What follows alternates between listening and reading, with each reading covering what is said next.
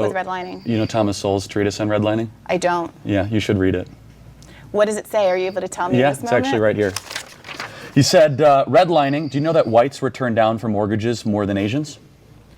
I'm unclear what relevance that has Because to it the wasn't white- racially based. The redlining myth, according to Thomas Sowell, which I'm sure you believe in, says, quote, nor did either the mainstream media or political leaders ever mention the fact that black-owned banks turned down black mortgage loan applicants at least as often as white-owned banks did. Why were blacks turning down their own people? I don't know what you're talking about. I'm talking Obviously about it. you don't, because this is Well, the Charlie, facts. I would like to be very specific here. I was just very specific. So I'm talking about the GI Bill, which allowed people who had served in our wars, including a lot of black Americans, to come back and No, get you're talking about redlining, right? So this is redlining. No, this is connected to redlining. No, which one do you want to talk about, GI Bill or redlining? If you allow me to explain, this is connected to redlining. Okay. And I guess you don't understand that, but I'm happy to explain it to you right now if you just let me get this out. I promise you.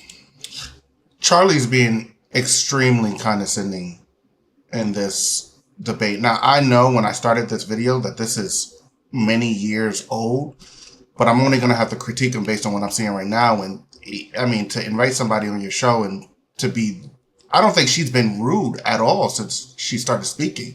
This is not even me reacting on who's right and who's wrong. This is just me reacting to decency during this exchange. I think Charlie's making this such a antagonistic conversation when it didn't have to be. It'll be worth the effort. The GI Bill gave low interest loans to people who had served in the war, right? And those loans were issued they were federally backed loans. So the banks would issue to people at a low interest rate so that they could buy homes and generate what we now understand to be the basis of middle class wealth in this country. What ended up happening was the process of redlining was that banks said, oh, we're only going to issue loans for you to buy in certain neighborhoods. Right, black banks.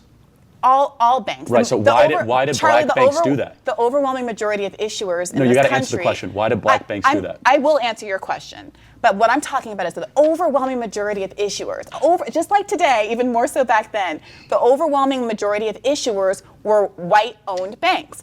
And those banks redlined communities where they said, we will not issue to people who live in these communities. Now, what ended up happening, what that meant for black people, was because of what's called a restrictive covenant, which meant that in the law, in the covenant that attached to the land for a lease, many of them precluded black people from buying in those neighborhoods. So basically what happened was banks would only lend to people and give those low interest loans to people who were allowed to live in white neighborhoods, which meant that systemically, black people were not allowed, weren't able to take advantage of that same low interest loan program that enabled so many white people who ordinarily would not have been able to afford a house.